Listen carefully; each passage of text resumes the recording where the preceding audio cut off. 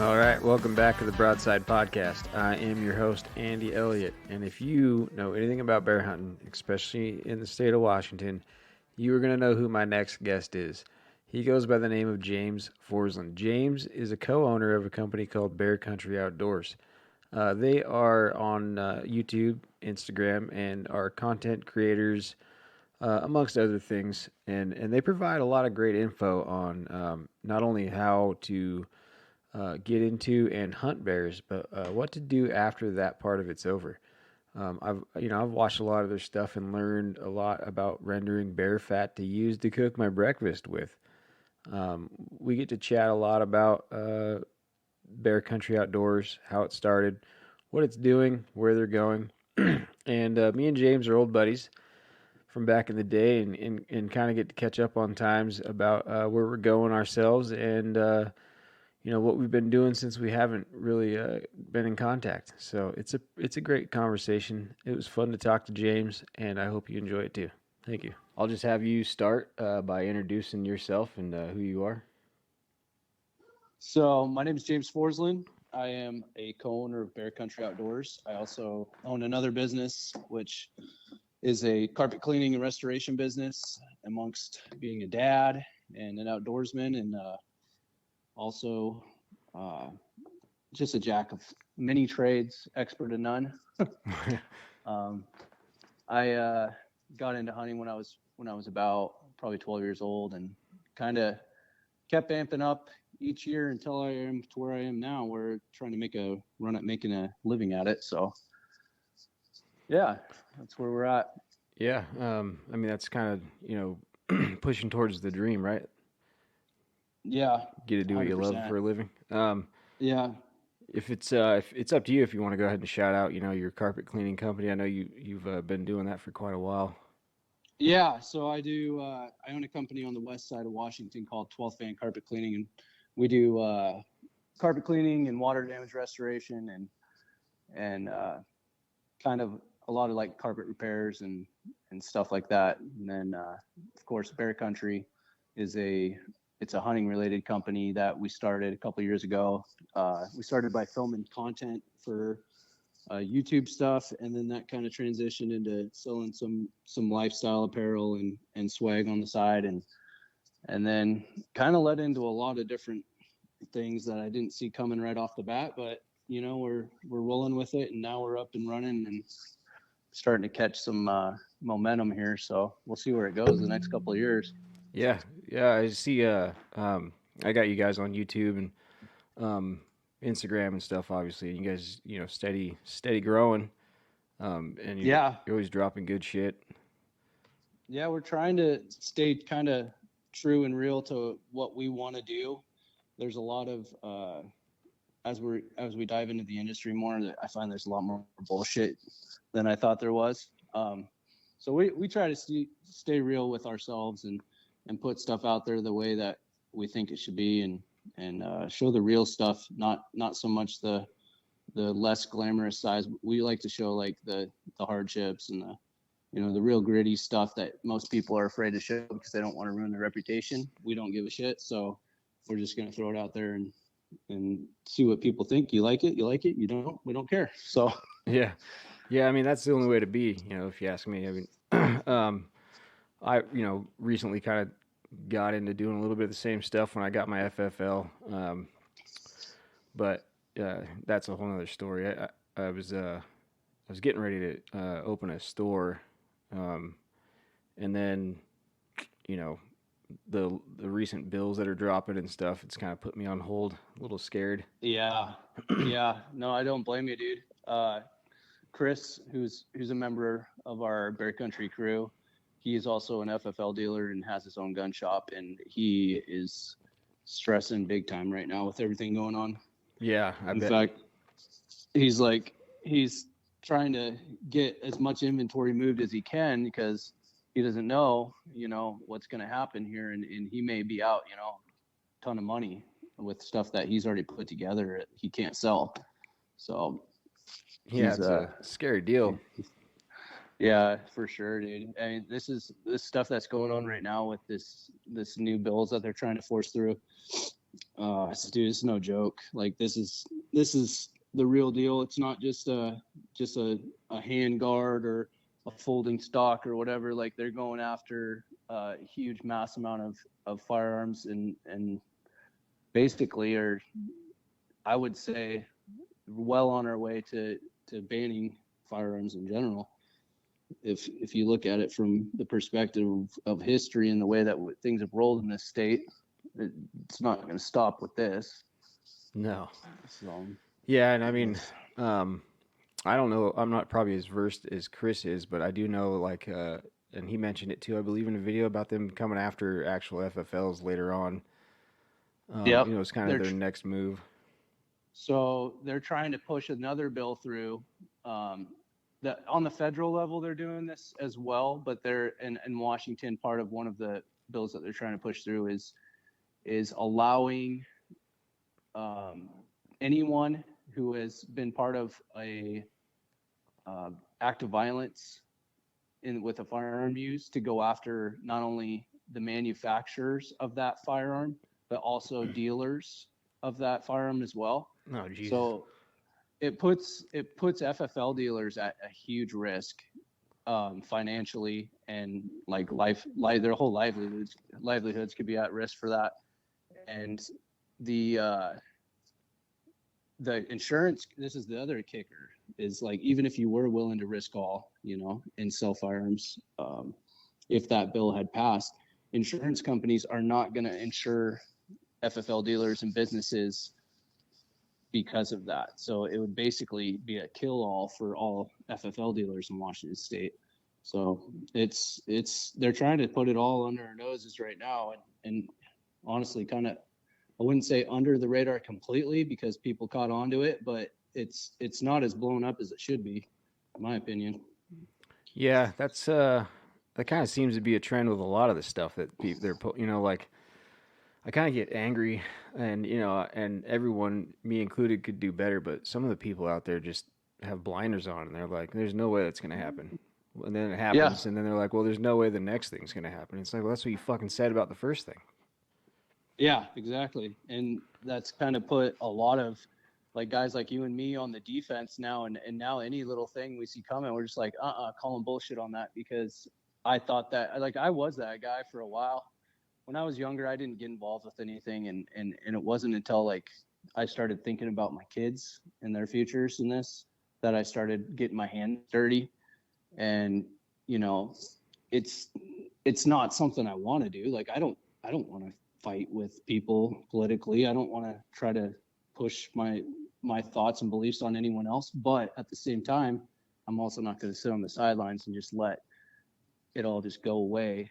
And my kids to say, one day, why can't we hunt, or why can't we have guns anymore? You talk about it all the time, Dad. I'd be like, well, because it's just not enough people cared. I guess. I don't know where this is all going to end up, but I'm damn sure going to do my best to fight it. Yeah, and that's kind of the same way. What got me involved too, is once I had kids, you kind of start thinking more about their future than your present, and right, the shit they're gonna have to deal with 20 years from now compared to what we dealt with 20 years ago. It's gonna be tenfold, like.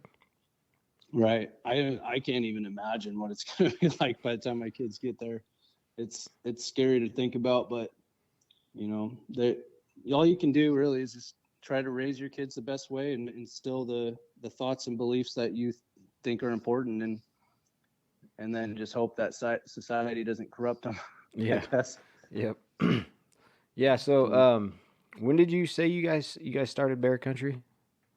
It's been about 2 years now that we started. The plan was, when we started this whole thing, was like, oh, we're just gonna ease into it, and we're just gonna kind of, because we all have full-time jobs, and I thought, well, we'll just ease into it and see how it goes. And it seemed like after about 2 months into it, it just started like grabbing gears and taking off, and like we were getting invited to all these events, and then it's one of those things like, okay, well, now the momentum's on our side. We can't just sit on the sidelines and let this opportunity pass us. So then we got in with some companies, and going to a lot of events and doing things, and then we started filming, and we had a camera guy that was really good camera guy to get us on our first video that we did, and then it seemed like after that, just like things kept steamrolling, and now it's starting to grab another gear, and so we're just along for the ride at this point. Yeah, you guys put out great stuff, especially the videos of not only the hunts, but the shit that you got to do afterwards, grinding burger. Yeah, and we're going to be doing a lot more of that here in the near future. We're going to try to be a little bit better about putting more of our educational videos out, because honestly, I think that stuff is more important even than some of the hunting content. I mean, you can go on YouTube or any of these channels and watch hunting content all day long, but there's not a lot of educational stuff that's purposeful for people that want to get into this kind of thing. And that's what we need. Like, we need to recruit people who are wanting to get into hunting and fishing and that lifestyle if we want it to sustain itself, because otherwise it's just, we'll be outnumbered eventually to the point where it'll just go away. Yeah. We've got, we're all, second, third, or whatever generation hunters, but recruiting these new first generation hunters, getting those people on our side's going to be key. 100%. And I've been surprised to see a lot of new first generation guys like kind of getting into it, and we've gotten a lot of positive feedback from that. Guys like, hey, like, thanks for doing that. It's like, this is my first year hunting, or I'm just trying to get into it, and it's helpful to watch these kind of videos. And so that's kind of what keeps us wanting to do that more and more, because I'd rather have 10 guys learn how to skin a bear or how to butcher an animal or make this or that or something than to have 100,000 views of just people watch us kill stuff. You know what I mean? Like, it's more important to me. Yeah. In that way. Yeah, helping people that didn't get the opportunity to learn that stuff at a younger age. And as you know, like, it's hard. Hunting is hard. It's hard. It's hard to learn. It takes decades to get the information and knowledge to be successful all the time. Like, if you can help that next generation coming up that doesn't have to learn the hard way like we did, I think that's meaningful for sure. Yeah. There's a lot of guys out there that are pretty tight-lipped, I guess, about any of it, and that, they're almost a hindrance to growing the sport. Which, I mean, I understand they've put in quite a lot of work to figure this stuff out on their own, and they kind of gatekeep that info. Right. But definitely, like, some of the stuff you guys are doing has got to be helpful to people who have never, had the opportunity to do it before. Right. And that's the whole point of it. I don't understand that mentality. I mean, I get it. Like, if you have a certain technique that you like, or you have a tip that works for you every year, and you don't want to share that because you don't want to see other people doing the same thing. I'm not that way. Like, I don't see a benefit for the sport for that at all. It's just kind of like, how long is that going to be good for you for if you don't share that knowledge and try to instill that in other people, Yeah. I mean, if you're out there with some knowledge on how to make things easier for guys, not necessarily like, hey, here's my waypoints on Onyx, but yeah, absolutely not. Yeah, that one's going in the grave with me. Right. But tips to just make guys maybe be more successful and not scare some of these guys out of the sport. Right. And there's a lot of young cats jumping into this stuff, and I love it, dude. I love watching young guys in their late teens, early 20s getting after it and trying to learn something on their own. I think that's like the best thing for the sport, honestly, is just seeing these young guys that have no background in it be interested in it and then pursue it and then learn it and then have success. Yeah. Yep. Those are some of the best stories. Yeah, I love that story. I love hearing about it. I like it when people tag us and stuff like, hey, like the other day, that guy, he asked us about some tips on mountain lion hunting, and obviously, like, I've never actually been able to successfully call in a mountain lion and harvest it, but I've called in lions before and had blown opportunities. So I shared whatever knowledge I had with him on that, and I should have just be taking my own advice and going out and hitting it harder. But he went out and hit it pretty hard and shot a pretty nice tom. Like within like a month of us giving him that information, he said, "Hey man, thanks for that info. It worked out great." Sent me a picture of this big tom on his back, and I was like, "Hell yeah!" Like that's what I want to see. That's where I get excited, like helping other guys get stuff. Yeah, for sure. I mean, even, I watch your guys' stuff too and learn like rendering, bear fat and stuff like that. I've never done that before, but Right. More and more now, even here with my family, we push a lot to, we're raising our own chickens, our own beef, trying to cook, more natural stuff. And that's a huge thing. Like Nice. try not to buy fucking canola oil, Right. Yeah. And we kind of have done that. I'd say I probably started on that kick maybe 15 years ago of trying to make as clear as much of the processed stuff out of our diet and our cupboards as possible. Like we can a lot. We grow a garden. If we do buy pork, it's someone we know, or my brother raised pigs and stuff. And there's no replacement for a nice ribeye. So like, Yeah. Yep. Obviously it's not all wild game in our house. Like I love myself a good ribeye or prime rib or something like that. But we try to clear out as much of the process as we can. Cause I mean, if you look at how high cancer is in this country, it's crazy how much cancer there is. And I think a lot of that attributes to people's diets and their habits and stuff like that. Yeah. I've gotten real deep into it within the last year. I've been doing a lot of training, and my wife's always been really good about not bringing in processed foods and stuff. And being a construction worker, it's too easy to grab gas station burritos and monsters. So 100%. Yeah. The last little over a year, I guess now, I've really honed in on trying not to do that very often, or if at all, really. Yeah. Yeah. And I just feel better. My joints feel better. I've lost a ton of weight. I can chase my kids around a lot better now, and it's because I'm not sitting there eating Big Macs and Whoppers and shit. Right. Yeah. Oh, dude, if I eat that stuff now, like I can tell immediately afterwards. I'm like, man, I'm gonna regret that. Yep, it's over. I'm not doing anything the rest of the day. Right, because it's like putting bad gasoline, like old 3-year-old gasoline into your system, and when you're used to running on ethanol free, it's not the same fuel that your body needs. So. Yeah, it's crazy.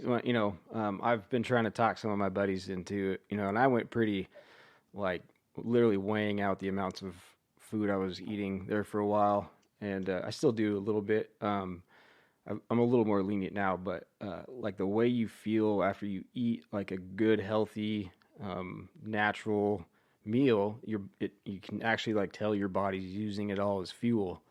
Yep. You're not like weighed down. You're ready to go.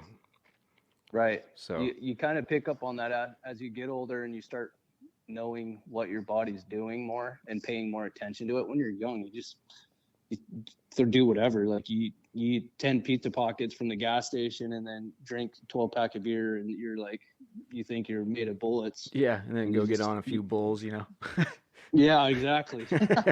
Yeah. For those of you that don't know, me and Andy used to ride together back in the day. Yeah, that's why we've got to watch what we eat now, because all my joints are broken. Exactly. I didn't stay in it as long as you did, so you're probably a little bit more beat up than I am, but I did my fair share of stupid stuff over the years where I hurt myself. Yeah. And you start to feel those things as you get older, and like you said, like the only thing you can do is try to take better care of your body. Yep. Yeah. That's why. Well, like I said before we got on here, I hurt my elbow, and I was like pissed immediately. I was like, man, I haven't had to wipe my ass with my right hand since I was in riding bulls, Oh, that's awesome. Yeah, I learned how to do everything again with my offhand. Right. Yeah. I mean, I still do stupid stuff to hurt myself every now and then. Like the other day, I was cleaning my horse's feet and I just did something stupid. And I kind of just like, my phone started going off and then I dropped it and it spooked the horse and he kind of kicked back and kicked me in the back of my arm. Oh yeah. And I had a nice bruise there, but it was because I wasn't paying attention, and, so we still do stupid stuff. It's just part of being human, dude. Yeah. Yep. If you're a man and you're doing man stuff, you're going to get hurt. Yep. Absolutely. Just try to limit it. Yeah. So, what do you guys, I mean, without giving out too much, you guys got some big plans this year? I mean, I know we talked a while back about a few things, but I don't think we ever talked again about what we actually put in for. Yeah. So we got a lot going on this year. This will probably be the most I've hunted. It might be the most I've hunted ever this season. Hopefully I still have a wife at the end of it. She might divorce me after I come back from my last trip. But she's a trooper, dude. She's allowing me to do all this stuff. But yeah, I got Idaho tags in my pocket. We talked about that a little bit when all that fiasco was going on. I mean, I ended up getting an elk tag and a deer tag, and I actually had a mule deer tag in my cart in the middle of all that, and I ended up swapping it for a whitetail tag because it was in the same unit that I drew for elk. And the unit that I drew for elk is a pretty much primarily a whitetail area. So that was a fiasco too. Oh man. Idaho thing, dude. I could not believe how big of a shit show that was. Yeah. Have you been putting in for or trying to get Idaho tags the last few years or? No, I had I did like bought bear tags and stuff, but I haven't bought an Idaho elk or deer tag for a couple of years. So the last time I just bought over the counter. Yeah. Yep.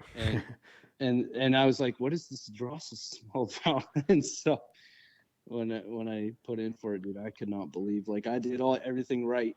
Like I logged in, I got in the pre-waiting room somehow because the whole system's crashed and all of a sudden my computer, I was like, dude, I guess I'm not getting a tag.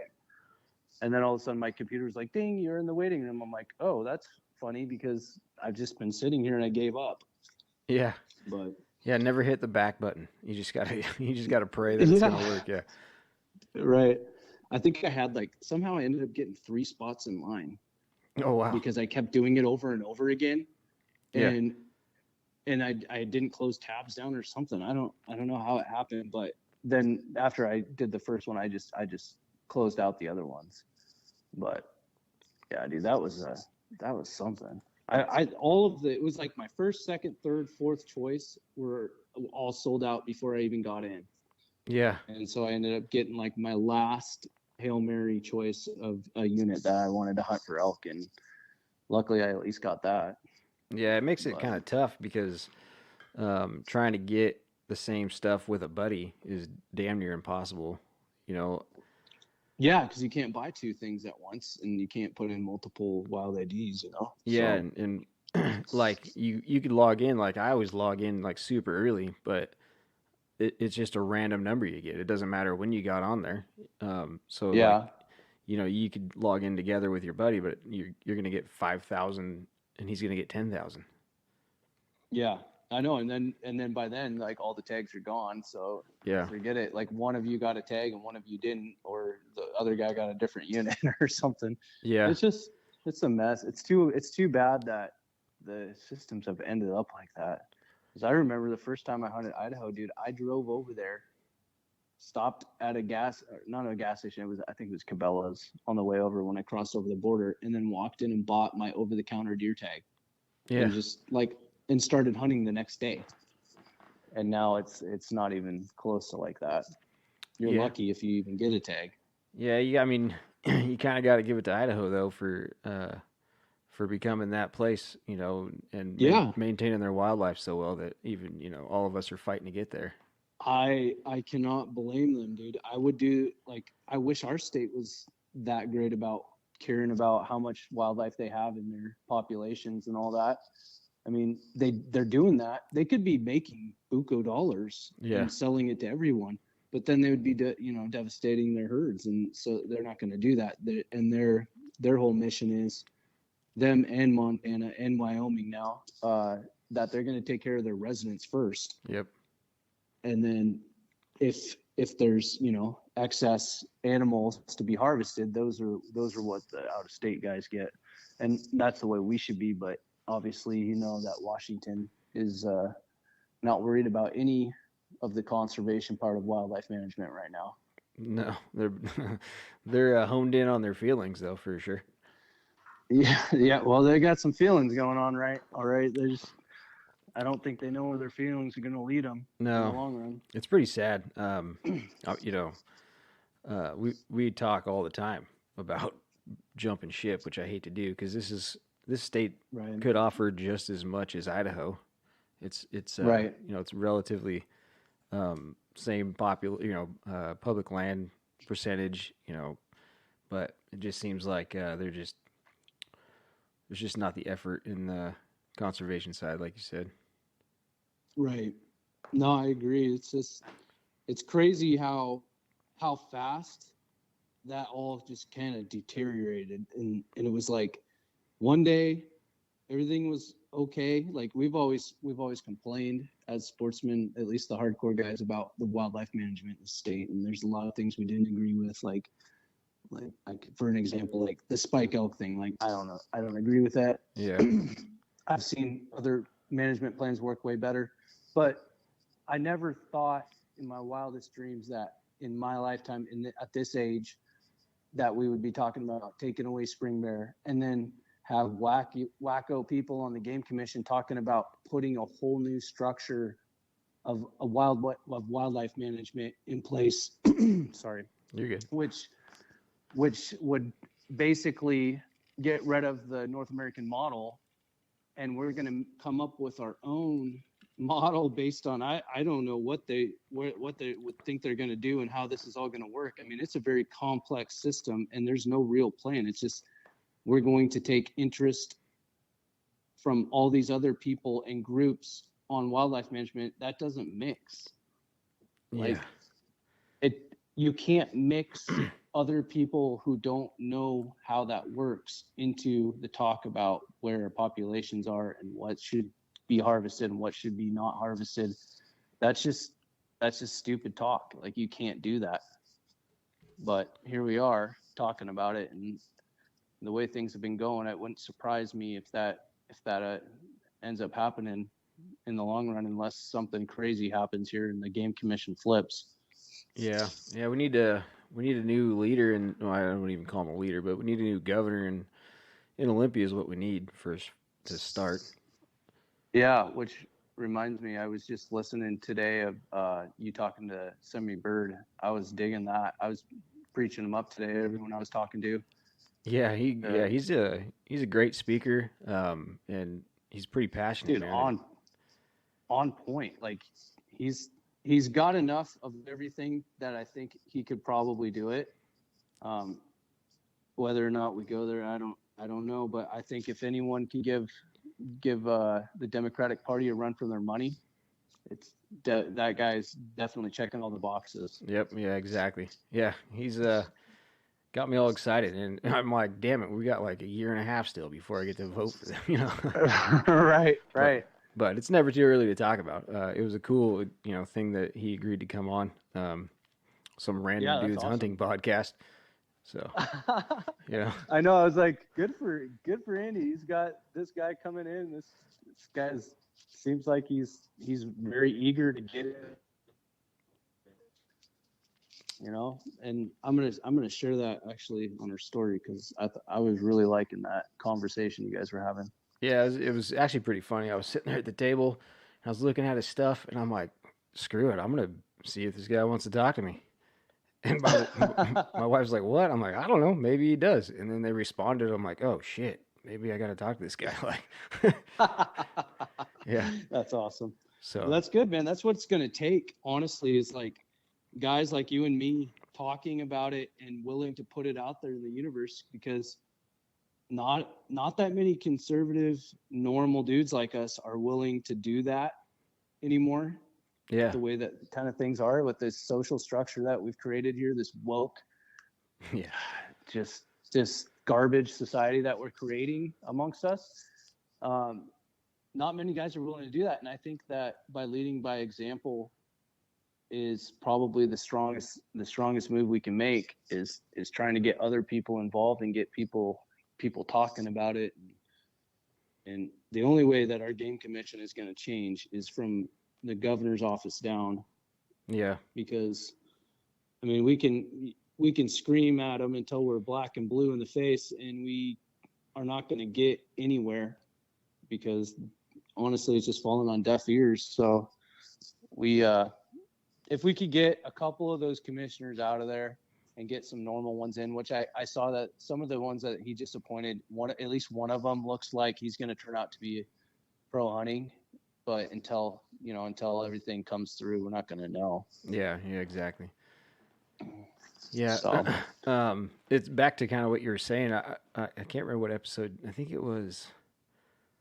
maybe it was your guys' episode 2 that you were talking about spring bear a little bit. And it was funny because you, and those listening, Barely a Podcast, Bear Country Outdoors has a podcast as well.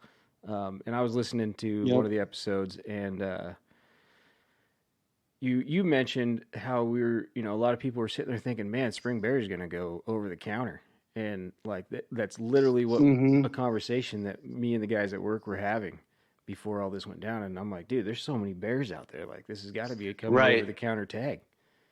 And then it went completely fucking opposite. Right. And that's just crazy. Like, that's what I thought. I thought, okay, at some point here, someone's going to bring it, because it was being brought to their attention that there could be an over-the-counter tag. And I'm totally fine with, like, one over-the-counter tag, like not even giving away 2 tags for spring, but just like 1 tag in the spring, maybe 1 in the fall. Or even if you really, really wanted to hunt spring bear, just being able to forfeit both your fall tags and having 1 tag in the spring, because a lot of guys, they're focused on elk and deer in the fall. Yeah. And I wouldn't be opposed to that, but man, it was just like you said, it's crazy that we were straight from that conversation of, oh, I wonder if they're going to do a spring bear tag over the counter, to there is no spring bear. And dude, it's so frustrating, because we have a huge population of black bears. We're out of the western states, dude. We have to be at least top 3 or 4. Oh, absolutely, in bear population. And I don't care what they say about their numbers. They say like between 20 and 30,000 bears is what they're estimating. I think that number is very conservative. I would say a realistic number would probably be between like 40 to 60,000, but I'm also not a scientist, so I can't speak for that side of it, but I do know that there's a lot of bears. Yeah, well, even if you were a scientist, they wouldn't listen to you anyway, because they didn't even listen to their own scientists. That's true. I could have a degree and they still wouldn't listen. So yeah, it's just a crazy place to be in. Yeah, right. So, other than Idaho, you guys going any other out of state trips you guys are taking? Yeah, for sure. Chris is going to Alberta this spring with I think a couple guys and his dad. So he's going to be filming that hunt. That's going to be a really cool hunt, because this place that he's going with, I think they average like 6.5 to 7 foot bears for most of their spring bear stuff. Oh, damn. And so he's going to shoot 2 bears in Alberta, hopefully he's talking about doing it with his trad bow, but we'll see. He has some issues with some of his joints and stuff on his shoulders, so he might not be able to do that. He might end up having to use either his regular compound bow or a crossbow or something like that because of his injuries in his arms. But he's doing that. I'm going to be hunting in Montana for spring bear again this year. Oh, nice. So I'll be over there probably end of May for a week, and my plan is if I tag out early enough, which there's a good chance of me tagging out within the first 2 or 3 days, I'm gonna just bump over to Idaho and hunt there as well for for spring bear and see if I can fill at least one tag there. And, maybe things go well, maybe I could shoot 2 bears in Idaho. So I could technically I could be shooting 3 bears in the spring if things went perfectly, but you know how that goes. Yeah. Yeah. Is Montana like Idaho where it's kind of an over the counter spring bear tag, or you got to put it Yep. Yeah. Yeah, you can buy it over the counter, at least as of now. But with the popularity of bear hunting kind of increasing, I wouldn't be surprised if within the next year or two, if we see something more like a draw system or something like that, or having a limited quota of tags they're going to sell for that. Which I wouldn't blame them, because I don't know if you've caught on, but the last couple of years, bear hunting has gotten a lot more popular. Yeah, so it actually seemed like they put the smackdown on that spring bear hunt, and then everyone in the state went out and just put the smackdown on some bears in the fall. Like it seemed like I was seeing a ton more bear hunting going on than I usually would. Yeah, dude, it fired people up. Yeah, they're like, oh, okay, well, you're not going to give us a spring bear tag, all right? Well, I'm definitely killing 2 in the fall. Yeah, I mean, that was my goal. Yeah, it's absolutely. Always my goal, but I was like, more last year, I was like, dude, I got to fill both my tags now. And luckily I was able to do that. But there's a lot of guys out there hunting bears now that when I was younger, dude, I don't remember seeing bear hunters that often.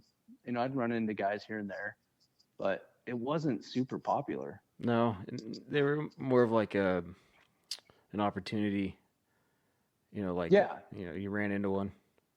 Yeah, guys would buy a tag if they were going deer and elk hunting or something like that, and if they saw one, they'd shoot it. But to specifically go out and target bears, it wasn't a big thing, and it's starting to become more that way though. And that's kind of when we started out. Part of our mission was to help the mission of normalizing bear hunting, because bear hunting is in some ways it's kind of a little bit taboo even still. People don't like, at least people who don't hunt bears don't really like the idea of shooting predators. And it's not just a bear thing. I think it's like a predator thing in general. It's more taboo to shoot a bear than it is to shoot a deer for some reason. Yeah, which is weird. It is weird. And we're trying to, like, a part of our mission was to try to help normalize that. Clay Newcomb kind of started the whole bear grease trend and stuff like that. I mean, we were doing it before Clay thought it was cool, but but he was the first one to start like putting it out there in the world, like, hey, there's more to bears than just a rug, and bear meat's actually really good, and it's really good for you. Granted, don't eat it medium rare and get trichinosis or anything like Steven Rinella did, but yeah, you should definitely, if you haven't tried it, try to go and try some bear meat, because you'll be surprised as to how good it is. Yep. Yeah, I'm excited. I got not a freezer full, but I got one last year, so yeah, congratulations, by the way. Yeah, thanks. So I'm hoping to keep putting meat in the freezer. I basically, when I went on this health kick, I was rice, veggies, chicken, and venison was pretty much all I was eating, and so I need to keep putting some wild game in there. Even yeah, for sure. I could sit there and I'd be like, yeah, this chicken, rice, and veggies was $1.50, and this venison, rice, and veggies was $500. After tags and rifle. It's crazy. There's a lot of people like, yeah, I hunt because of sustenance and stuff. And granted, I'm sure there's parts of the country that are still like that, but by the time you get down to it, for the most normal guys that go out and hunt hard, venison is the most expensive piece of meat you'll ever buy. Yeah, by a mile. Yes. Yeah. And is it worth it? 100%. Yep. It's 100% worth it. Yeah, I'm excited because I got that bear, and my daughter was 4, so she would have been just turning 4 at the time, and I made it a point. We took her out there, and she was a little weary at first because as well as anybody what a bear looks like when it's skinned out, and but she got out there and trying to get her at a young age kind of normal. When I butchered a cow or whatever, try not to hide her from that kind of stuff. Right. No, that's the way to be, dude.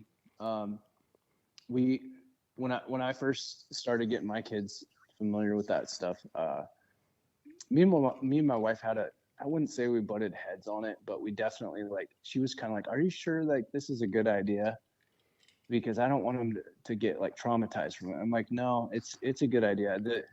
Instilling that stuff in them young and early, and making them realize that that's okay and that's normal is important, I think. Yeah. Yeah, it's almost when they it's almost better earlier, because then they don't have that thought that it is bad. Maybe, somewhere they might have picked up something off probably some Disney show that it was bad, but Right. explain to them at a very young age that this is what life is like, and this is how you get to eat your dinner, and Right. and they almost understand it better, and not so much become numb to it, but they it becomes normal. Right. Like my daughter, I think I took her to the butcher when she was like 2 or 3 years old, and she was asking all these questions like, what is this? What's that? I'm like, this is what gets made into hamburger. And then she got to see, like, the meat going through the grinder and then being packaged into package. I'm like, so that's the hamburger that we eat. So, and this is steaks, and this is roast. And so she kind of really was fascinated by that. Like, oh, the things I eat actually come from this. They're not just something that looks like a nice red piece of meat in a package. It comes off of an animal, and that animal, was a living thing. And I think that's probably the number one thing that you can kind of instill to get a kid into an acceptable, like, accepting that kind of lifestyle, is starting them young and letting them see that, because then they're not going to be weirded out by it when they're older. Yeah, yep. They're already, it's always the look on their face when you're like, eat your chicken nuggets, and then they're like, wait, chicken nuggets? We have chickens. And it's like, yeah, that's where the chicken nuggets came from. Same right? chicken. Yeah. Yep. I think the first deer I shot with Alexia was when she was 3 or 4 years old, sitting in her car seat. I saw this deer. Stay in the car, honey. Daddy's gonna get out and shoot this deer. Snuck out with my bow, stuck this deer, and then I was like, okay, like, I'm gonna pull off. It was on a logging road. I'm like, Daddy's gonna pull off, and you stay right here for a second, and I'm gonna drag this deer over. And so I keep, I'm obviously being safe, keeping an eye on the truck and everything. Yeah. And drag it over there, and then I let her, look at it, and thought it was so cool, dude. That's like one of my favorite memories, was her being a little tiny baby girl and seeing the wonders of hunting from that age. Yep. Yeah, it's exciting. I'm gonna take mine turkey hunting this fall up, northeast Colville area. Okay. Nice. There's I don't know if you know what I've mentioned this on an episode earlier, but the land trust thing is. I don't know if you heard of that yet, but yeah, I heard you talking about that. Yeah, it made me very interested. Yeah, it's kind of a cool deal. But I booked one of those with intent to take her with me, just kind of get her out there, and if we get something, we get something. If not, it's all part of the experience. Yeah, no, 100%. Get the failures out of the way too. There's plenty of that in hunting. Yeah. Yep. So I think this year I'm going to get my daughter out I'm going to try to do a deer hunt with her for modern season maybe. And we'll just go stay up at our cabin and just do a nice, easy break-in hunt. Yeah. When I was younger, dude, my first hunt with my dad, I remember to this day, it was like the most miserable hunting conditions you can imagine, and like under the worst conditions you can imagine. Like, we took it was an old C10 Chevy, 2-wheel drive pickup truck with a canopy on it, down to Trout Lake, which is down south. It's kind of like smack dab in the middle of the Cascades almost. Yeah. Yep. And we stayed down there and camped, and it was like one of the biggest cold snaps we had in a long time. And it was like 0 degrees. and we were sleeping in the back of this truck. We didn't have no good gear, dude. We had like the crappiest gear. We didn't have heaters. Like, I remember we piled like 10 blankets on top of us to sleep for the night. And I just remember waking up in the morning, my dad had made this little percolator of coffee on the tailgate with this, the old pump stoves. Yep. And as we were getting ready, he set it down, his cup of coffee, and before we could get dressed and ready, there was a sheet of ice on the top of his coffee he had just made. And that's how cold it was. And like, so I would like to give my kids a better experience than that, but I'm a different breed, I guess, because I loved it. Like, I like ate that stuff up when I was younger. Yeah, I think that's kind of, same kind of deal. Sleeping in a canopy. I remember we were up like Eniat area. You hop out and like snow's up to my waist. Wearing like Ziploc bags inside my boots so that my feet don't get wet. Like, yeah, it was a different time. Real. Yeah, yeah, yeah. I think it's good though. I think it's okay. I love telling those old stories about. It's kind of like a humble beginning, where you start out with nothing, and now I have like, whatever nice gear I want, I have, but I still find myself wearing like blue jeans and like just the regular old long johns and stuff like that. Like, I just like that, the feeling of like kind of remembering what it was like growing up. Yeah, yep, yeah. That's what you're used to wearing. Yeah, I've killed more deer in blue jeans than I have in camo. That's for sure. Yeah, yep. So what? So it's you, Chris, and who else is in bear country?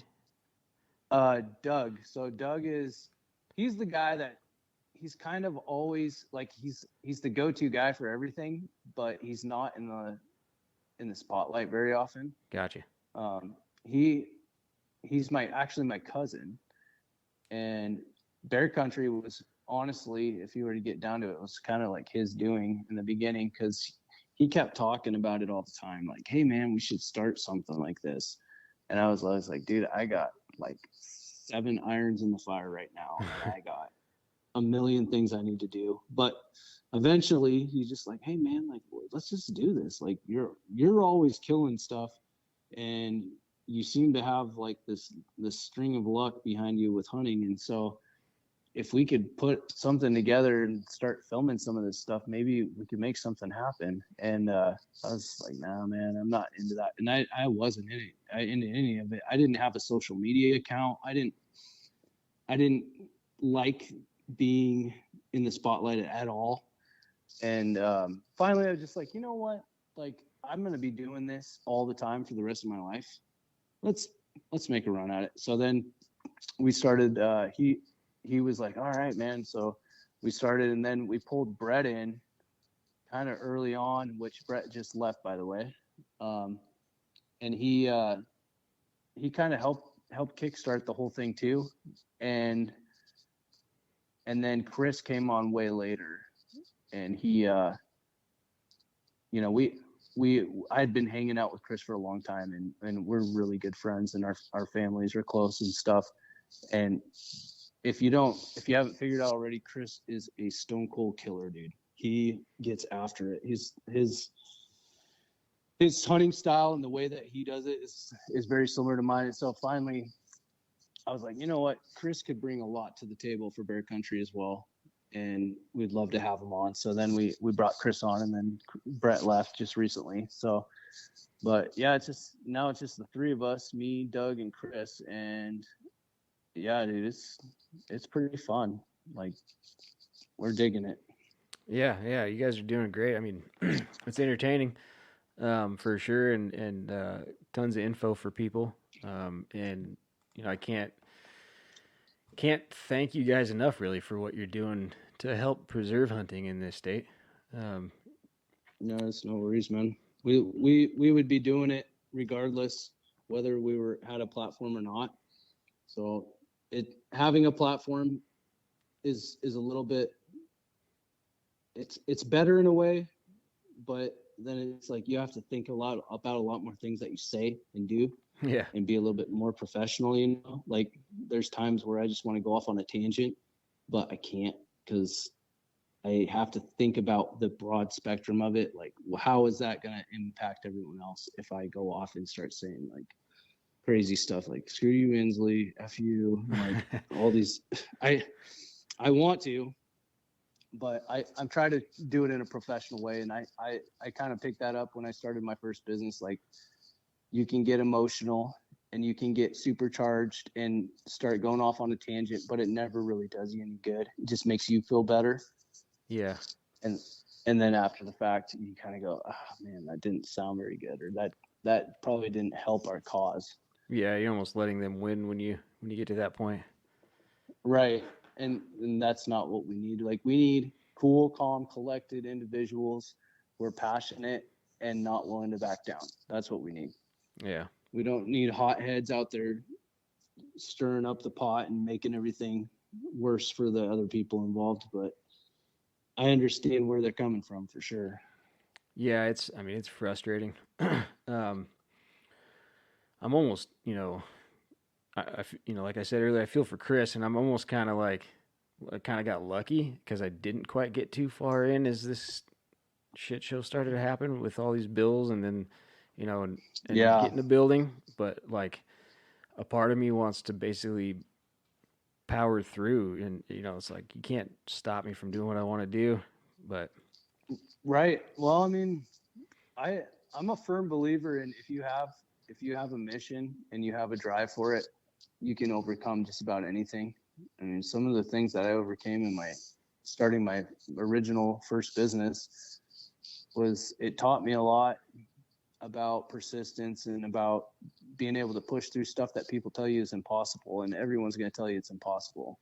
Yeah. Yep. And there's always a reason not to do it. So yeah.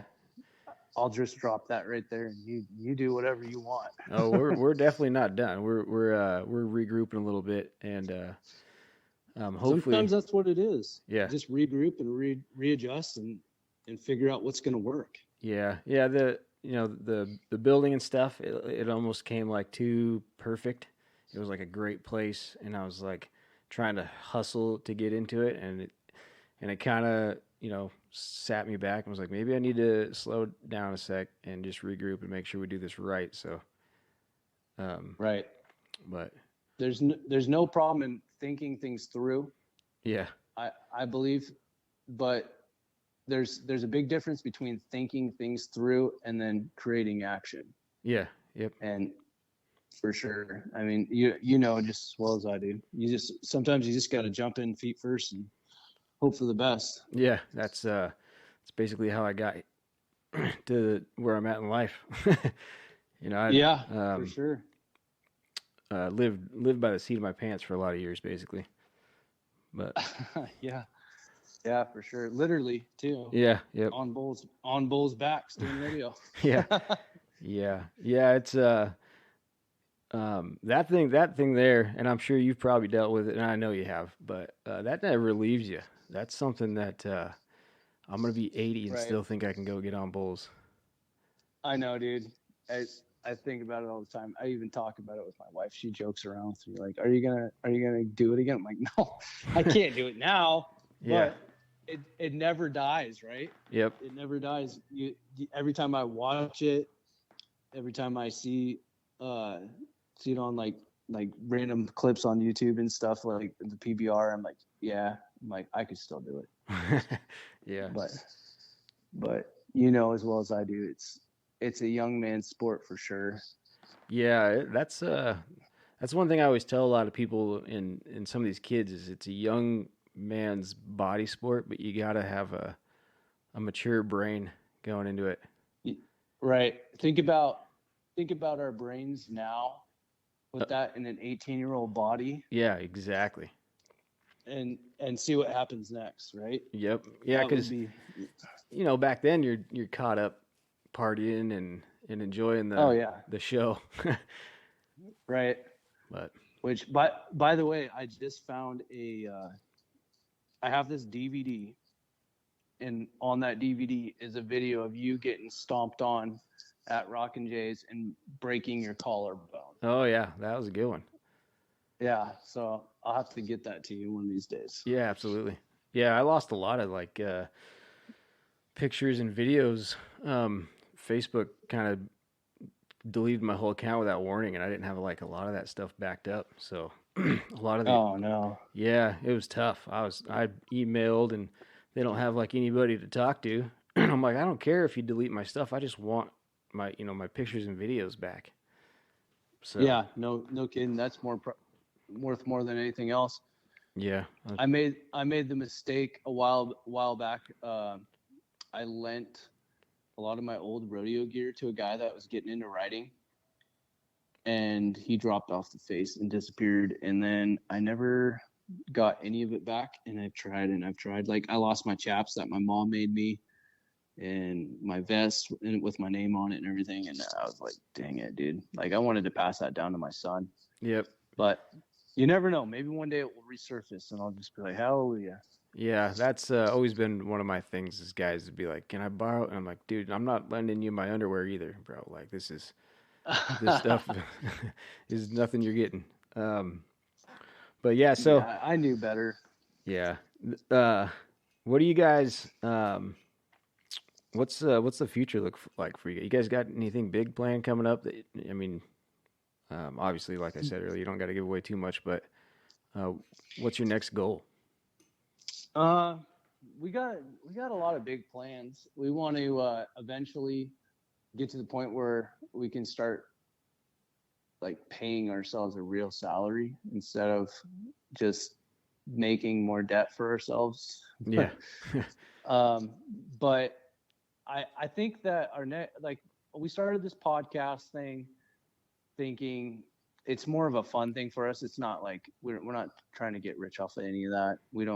We just wanted to kind of get some more of our information out. We were getting a lot of people asking about it. But we have some big plans. We're talking about doing a film this spring. We're going to start it, and it's going to be a full-blown hour-long hunting film, and it's going to cover the basis of basically our lifestyle of hunting for bears is the plan. And so we're going to start that, and that's going to be a big ordeal because it's going to go on for the spring season and then the fall season as well. And then we're going to come back around, and I think we're going to probably release it in February or March or something like that of 2024. And then we're going to do a big release party and all that, where we're going to try to make a run at getting the word out there that bear hunting is more than just a rug on the wall, and there's a lot more to it, and it's it can be a lifestyle. Yeah. In a way. I don't know how I fell into making bear hunting a lifestyle, but it's become like pretty deeply embedded in my lifestyle. Yeah, I mean, so that's you guys are I feel like a great go-to for info on all of that bear hunting. Everything about it, from hunting to cooking your breakfast with bear fat, right? Like, right. No, we do everything in bear fat, man. I think we're going to be filming this weekend on another bear fat use. I'm not going to divulge what we're going to be doing, but it's going to be pretty cool. Yeah, it's going to be something that's never been done. Nice. Well, I look forward to that. And I look forward to trying to get myself a bear again this year. In this, I'm going to Idaho for spring bear. So nice. I'll hope to be rendering some fat myself. Yeah, that'd be awesome. If you ever need any tips, or I don't know a ton about a lot of Idaho, but there's some areas I know pretty well. So if you need anything, just let me know. Yeah. I think I'm going. I mean, I've got a couple buddies that have said they're tagging along, but I don't count my chickens till the eggs are hatched. So if I'm solo hunting, I'm solo hunting. But I think I nailed it down kind of close to where my deer tag is. I don't think I'm going to be able to get all the way up to where I want to deer hunt because I've never been there. But considering how much snow they got, I don't think I'm getting that high. But Right. When are you planning on going? so I got a tag in 36, unit 36. Oh, okay. So Nice. me and the brother-in-law have been looking at some other options at Spring Bear around that same area. But yeah, I'll definitely be hitting you up. I've never, rendered the fat or anything like that. So, and then, if you're coming back through Idaho, end of May, looking to go bear hunting, hit me up. I might run up and find you. Yeah, that'd be awesome. Yeah. That'd be fun. We were talking about that, doing something like that for the deer and elk hunt, maybe around that time too. Yeah. Yeah. I don't know what you got going on this year, Andy, but we're gonna have to have a little chat after all this. Yeah, for sure, man. Yeah, I mean, I put in for a bunch of stuff, but a lot of it is unrealistic tags that I'm just kind of throwing out there. And if I draw it, like, I'll have to figure it out. But it's mainly for points in a bunch of different states. Right. Like shit in Arizona near where my dad moved. But, I'm not going to draw it. But if I do, at least it's by my dad's Oh, house. dude, that would be so awesome. For elk or what? Yeah, an elk and a pronghorn or an antelope tag. Nice. Yeah, they got some awesome antelope hunting down there in some of those special units. Yeah. I think I'm gonna put in for I probably put in for Montana again this year, and then I got like 20 points for almost everything in Washington, just like everybody else in the state that talks about how they never get drawn. Yep. Yeah, you and Mike. Right. I'm just, dude. I keep telling myself, okay, this year's gonna be, and now I'm just like, all right, I'm just gonna assume I'm not gonna draw. I'm gonna play that card because it's never worked for me. Yeah. But yeah, I'll shoot you a text after this. Somebody I know kind of gave me a little hint on how to up your odds on drawing. I'll let you know what it is. I think it's all just his, lucky charm, but I've heard all kinds of little wives' tales about all kinds of things you can do, and I've never tried any of them, but yeah, I have a buddy he's so lucky. Like he drew what do you draw? He draw the little Natchez bull tag. Oh, the damn. quality bull tag not too long ago, a few years ago, and then like the next year, like with 5 points, he drew Chelan A ram tag. What? And yeah, I was like, are you freaking kidding me, dude? Like, and so he shot a nice ram, and he actually ate that little Natchez tag because I think he couldn't hunt that long or something. He had a couple opportunities, missed a couple times. It was an archery tag, and then yeah. But I mean, there's some guys that draw all the time, and you're like, what in the hell? Like, yeah, what's with that, right? Yep. I don't know. I get a multi-season tag every year that I got to pay $180 or whatever the hell it is. Yeah, lucky me. I got to pay a bunch more money. Yeah. Crazy. That multi-season works out pretty good though. I've been able to do some pretty good hunts off of that multi-season tag. Yeah. And it allows you to hunt longer too. Yep. Which I enjoy. Yeah, and you never know, like something comes up and you gain a free few days during the week and it's archery season, you can go out and try to get in an archery hunt because you got that multi-season tag. Right. That's the one upside is it's going to get guys into archery that probably wouldn't be into archery. Yeah. It kind of broadens the horizons a little bit and also ups your success. Yep. But we'll see what happens. I'm in the same boat as you though. If I draw something like some sort of oil tag or something like that, my plans are going to have to move around a little bit. That's why I don't want to get too many out of state tags in my pocket. Like I was going to put in for Montana for deer, I think. And even that, like between Montana deer, if I drew it, Idaho deer and elk, and then all the other stuff I have going on, and then Washington, and then drawing an oil tag, like that's a recipe for an early end of your marriage. Yeah, almost. dude. Yeah. Because you spend all that money to go out of state. You're not going to go. Yep. You draw an oil tag. You're not going to go. Yeah. So she understands though. She's a trooper in that way. Yeah. Huge shout out to the wives, because mine's been pretty awesome too about this. Not only the hunting, but me leaving to go to the gym every day or whatever, shed hiking, whatever it is I'm doing, and putting up with my shit. So. Yep. To the wives. Yeah. To the smoking hot wives. Yeah. Putting up with all the guys' bullshit. Yeah. And then me posting dumb shit on Instagram all the time about her, but. It's all good, dude. That's what really holds it down though when we with kids, dude. You got to have someone that can hold it down, that you can rely on, that is going to take care of business while you're gone. Yep. Absolutely. Otherwise, this stuff isn't really possible if you have kids. Yeah, not at all. Yeah. Yeah. So. Well, Jim Buck, we're a little over an hour, so speaking of wives and kids, I'll let you get back to yours, man. But I enjoyed talking to you, and we got to chat some more. Get together this year for sure.